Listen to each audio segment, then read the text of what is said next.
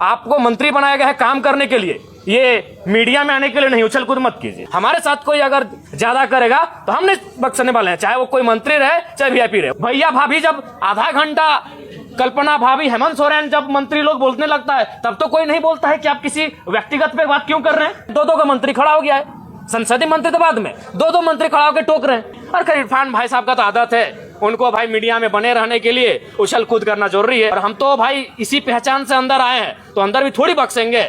अच्छा बताइए, इस गाना में क्या आपत्ति है भाई? लेकिन ये नहीं ठीक है पांडे जी, मेरा बात सुनिए, आपका भी कहना सही है। हम पहली बार चुन के आए हैं कि हमको मालूम है कि गुनगुनाना नहीं चाहिए।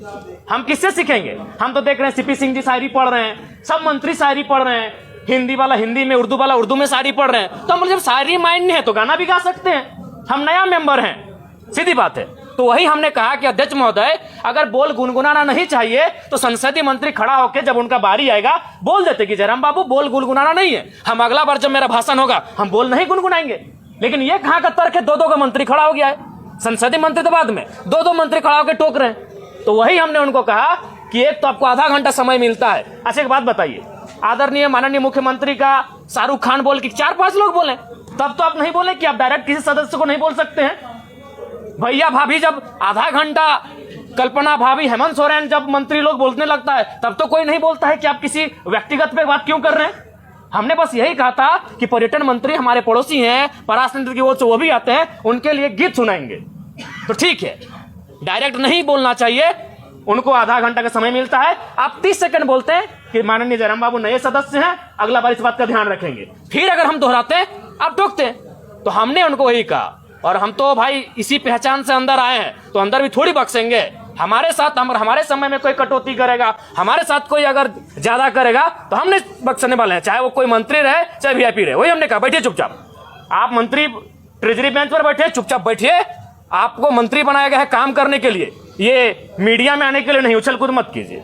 हाँ, उनका हम सम्मान करते हैं, मंत्री हैं, माननीय है, लेकिन उनका ये व्यवहार उचित नहीं है। आज ये ज्ञान दे रहे हैं, उस दिन आपका ज्ञान कहां था जब आपने इरफान अंसारी जवाब दे ही रहे थे, आपने टोक दिया। इरफान अंसारी जो शायद ध्यान आकर्षण था या अल्पसूचित था या तारांकित प्रश्न था, किसी माननीय सदस्य के प्रश्न का उत्तर दे ही रहे थे, आप खड़ा होकर उनको टोक दिए। उनको सवाल का उत्तर देने देते हैं, उसके बाद आप कहते हैं कि ऑब्जेक्टिव टू ऑब्जेक्टिव होना चाहिए, एक्सप्लेनेशन नहीं।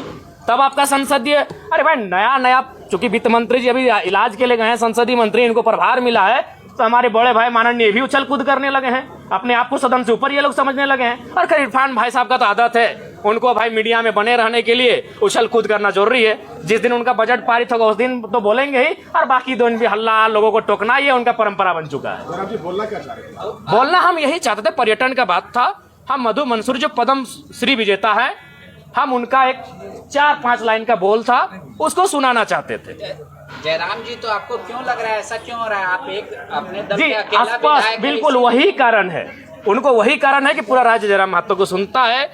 इस व्यक्ति को, इस लड़के को यहाँ से नियंत्रण में रखा जाए, मुद्दों की बात करता है, जिन मुद्दों को कहने से लोग डरते थे। आज 25 साल हो गया, जादूगोड़ा का मुद्दा सदन में आया था। मैं आपसे पूछता हूँ, आज लोग बर्बाद हो गए जादूगोड़ा में, बर्बाद होने की कगार में, आज तक सदन तक नहीं पहुंचा, क्योंकि वो मुद्दे सदन तक आ नहीं पाते थे। और ये लड़का बिना डर का, बिना भय का उन मुद्दों को सदन तक लेके आता है। तो इन लोग को हालत खराब है हमसे, और बोलते हैं कि नहीं डायरेक्ट आप किसी सदस्य को नहीं लेकर सर। कैसे नहीं होता है जी? इसी सदन में लोग हिज ... हम नहीं पूरा बोल रहे हैं, बोल के पार हो गए, लो ... बोल के पार हो गए इसी सदन में। तब इनकी ना मर्यादा कही गए थे, हमें एक झारखंडी गीत सुनाए तो इन लोगों को परपरी लग गया भाई। जयराम जी, ये लगता है कि सुदीप कुमार सोनू ज्यादा जानकार नहीं, काबिल बनने का कोशिश कर रहे हैं। लगता है कि उनसे बेहतर इस राज्य में कोई है ही नहीं जो संसदीय प्रणालियों को जानता है, जो संसदीय व्यवस्थाओं को जानता है। चूंकि पर्यटन का बजट था, तो इस गीत का संबंध पर्वत पहाड़ से है, नदी नाला से है, और पर्यटन का संबंध नदी नाला पर्वत पहाड़ से है। और हम किससे सीखेंगे? मेरा सवाल, हम किससे सीखेंगे? हम जब सदन में पहली बार आए तो हमने देखा सभी मंत्रियों ने शायरी पढ़ा, सभी मंत्रियों ने कविताओं को पढ़ा, तो हमने भी प्रयास किया। तो शायरी तो पूछना था कि कोई सवाल था? नहीं, हम इस गीत के माध्यम से झारखंड के पर्यटन को बढ़ावा देने पर चर्चा कर रहे थे।